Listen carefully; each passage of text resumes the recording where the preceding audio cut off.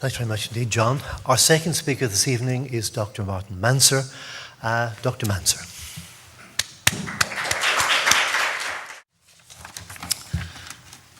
Good evening, ladies and gentlemen. I'm very glad to be able to participate in the final session of the Marking Anniversaries lecture series. While I have been in Belfast for a couple of events relating to the Covenant, I have looked up on the internet summaries of the interesting and varied lectures given over the past 3 months under the auspices of the Community Relations Council and the Heritage Lottery Fund. There has also been a series of events in the Republic, in many cases with Northern Ireland participation, looking at, for example, the Third Home Rule Bill, which is not something that Nationalist Ireland would have strongly identified with for a long time, even though it is certainly no part of the Unionist tradition. Or, for example, the centenary of the Irish Labour Party. RTE has something on, I think, at 9:35 tonight, a first of a two-part series on that. The Irish government has established 2 interlinked committees to oversee and make an input into the decade of anniversaries. An Oireachtas committee and an advisory committee of historians, of which Dr. Eamon Phoenix is a valued member from here. The Oireachtas committee operates under the chairmanship of the Minister for Arts, Heritage and the Gaeltacht, Jimmy Deanahan, while the advisory committee is chaired by Dr. Maurice Manning, supported by myself, the 2 of us attending both committees. Their primary remit at the moment is the first phase of the decade of centenaries up to 2016. And the intention is to focus on average on 2 events per year. 2013, for example, is the centenary of the Dublin lockout and the formation of the Volunteers. On both sides of the border, I hasten to add. It is recognised that some of the movements to be commemorated, such as the women's suffrage movement, are more thematic and less explicitly linked to a single event or year.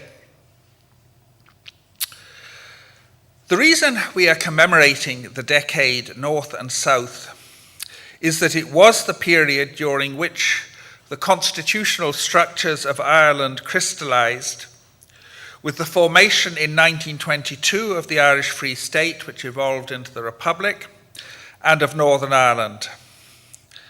And the outcome was not at all what had been desired or envisaged by practically anyone at the beginning. The settlement of 1920-21 with regard both to Northern Ireland and relationships on this island and between these islands was substantially recast after a second and much more lengthy bout of troubles in the 1998 and subsequent agreements.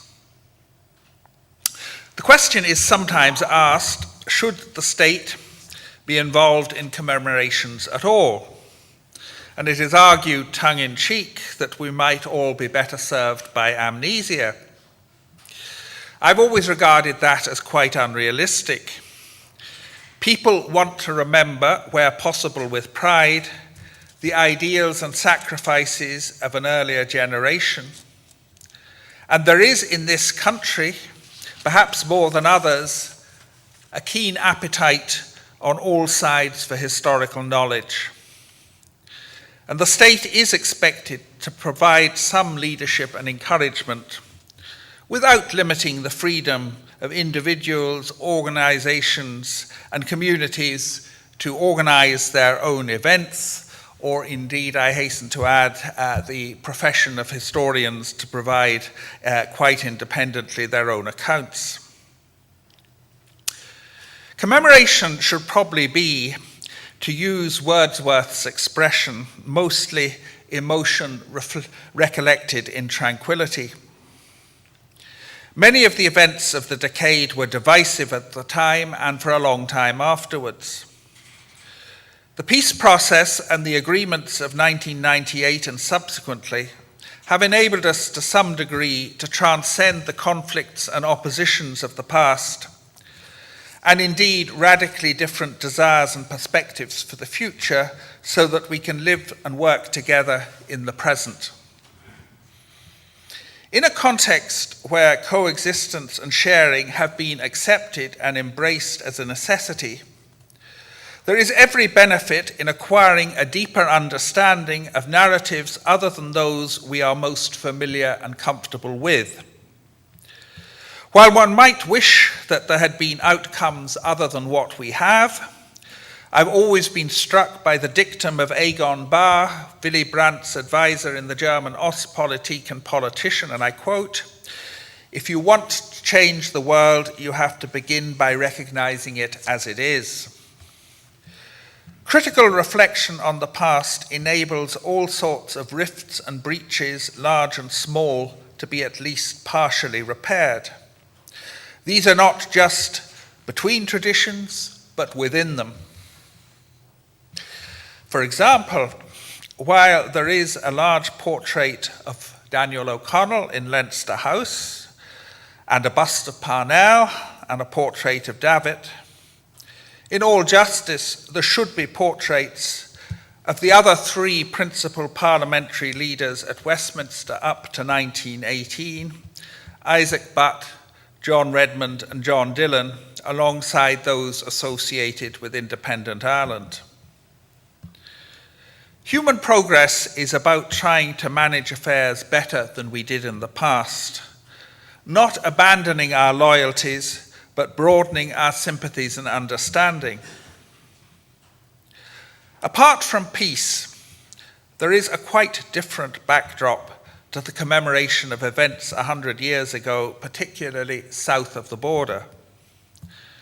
Can the sovereignty claimed in 1916, to a degree at least temporarily lost through the economic crisis, be recovered in the Republic, taking account of the reality of it in the early 21st century being much altered, particularly in an EU context? The European project is on the line, with potential implications for the future relations between different parts of these islands. If Europe stumbles, could Britain and Ireland find themselves thrown once again much closer together? If, on the other hand, European integration is deepened in order to overcome the crisis, could the divergence of the paths upon which the two parts of Ireland embarked a century ago become in some respects even more pronounced? Northern Ireland still has much to do to make peace a reality on the ground, within and between communities. The decade of centenaries handled carefully need not cut across or delay the work, indeed could advance it. With regard to the economic storm, while many in Northern Ireland will take comfort in the shelter of a larger haven in the UK, south of the border, the issue will be, while sustaining the fundamental political choices of the last century and half century, especially our strong European orientation, even if the phrase, our gallant allies in Europe, has an ironic ring to many ears these days. The question in 2016 may be less the moral and historical justification of the rising or lack of it, but more whether what has happened in the succeeding century up to 2016 has justified the course set back then. The churches and the land dominated Irish life to a much greater extent 100 years ago than today. The leadership exercised by the churches and the involvement of the clergy in political causes back then merits some focus, and to be fair to the Presbyterian Church in particular, that has been providing that this year. Throughout the period, and for some years previous to it, a social revolution was being completed, with the vesting of land ownership in tenant farmers. I have long felt that the Land Commission records, which are a deposit of invaluable economic, social, and genealogical information, and nearly all of which are far more than 30 years old, should be released. In the National Library in Dublin yesterday, I took out Paul Bew's recommended reading, The Two Irish Nations, by Disraeli's co-biographer and Times journalist W.F. Moneypenny, published in 1913. While it may have had some influence and significance in the debate over Home Rule, especially in London, its intellectual quality is far below that of Erskine Childers' A Framework for Home Rule, published in 1911. Moneypenny's tone is patronizing. He refers to two sectarian nations and claims that in the very depths of antagonism there is something essentially Irish. Who, according to him, was the leader extremists found to their taste, and who combined with many of the instincts of the practical statesman something like a genius for destructive revolution. He was talking about Parnell. He went on, the British, deaf to every worry, had extended household suffrage to Ireland. He's talking about 1884, enabling him to sweep the country. The better spirit of Ireland fled before Parnell and his revolutionary organisation. The revival of Home Rule since 1909 was owing to the exigencies of English politics and the ambition of an English party, viz. The Liberals. Perhaps I am missing something, but I fail to see any longer-term inspirational quality in the book. Incidentally, one of the real and last services the Irish Parliamentary Party rendered to British democracy was to help it get rid of the House of Lords' absolute veto exercised against Lloyd George's People's Budget.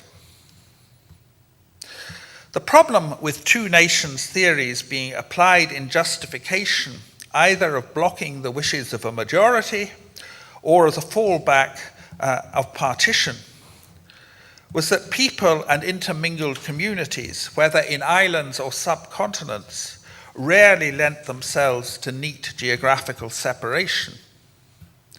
The consequence then was, first, involuntary inclusion for some in a jurisdiction with which they did not identify, followed by exclusion from the identity determined by the majority. The more voluntarist approach to nationality expressed in the Good Friday Agreement is certainly a considerable improvement. History does not dwell so much on dangers escaped.